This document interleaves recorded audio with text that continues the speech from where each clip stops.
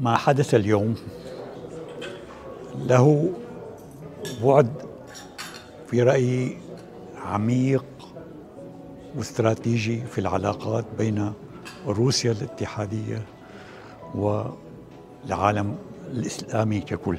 يعني بالحقيقة التكريم اليوم اللي صار من قبل معهد الاستشراق، هذا المعهد العريق للدكتور محمد عبد الكريم العيسى، جاءت يعني تأكيدا لجهود الرابطة الطويلة والعريقة والمستمرة في تقديم الخدمات الاجتماعية لشريحة واسعة من الناس والمجتمع المحتاج في المنطقة. И в этой связи вручение накануне этой встречи доктора почетного востоковедения – это очень важное событие в наших отношениях между.